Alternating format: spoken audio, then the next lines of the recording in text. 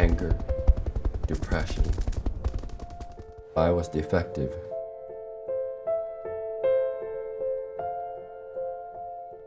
Part of me was fragmented and fractured.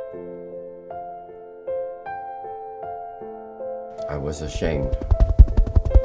When I came back from that war experience, what I lived with most of the time was a profound sadness, and that feeling of powerlessness and helplessness is a large contributor to moral injury.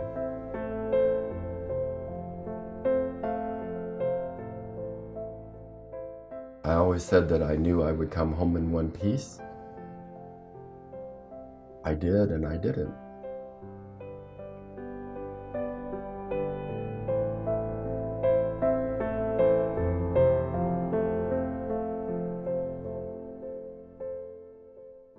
There's a normal thing like moral distress. When you do something wrong, you feel pretty bad and you try to fix it somehow because you don't feel good about yourself, right? Until you apologize or make amends. But moral injury is just a much more extreme condition in which your conscience is at war with you. So we call it the war inside because your conscience can't make sense of an experience that wrecked your moral foundations.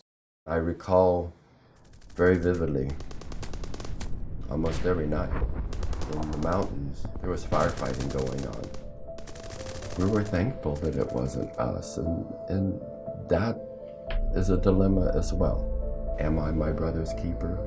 You feel like you're such a damaged person that you are no longer worthy of love, that you are inherently stained.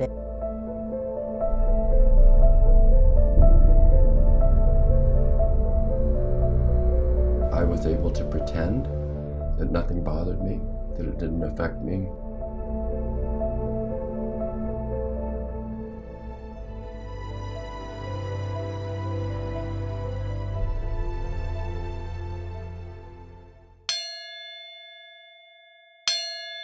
Volunteers of America is building and expanding on a track that will allow people to alleviate, cope with, and manage their suffering from moral injury. Some of the groups are doing yoga, some are doing music and art therapy. We start them in writing an exercise that asks them to remember a moment in their childhood when they were loved and to write about it.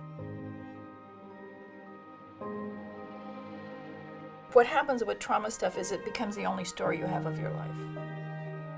We ask for that moment as a way to anchor a trajectory of a life that begins with love instead of with the trauma. And finally, this resiliency strength training work has deepened my sense of humanity. It's restored my belief in humanity. I lost a lot of friends. I have found out some people do care. I have told my story. I have been shown love. I've been received with welcoming hugs, and finally welcomed home.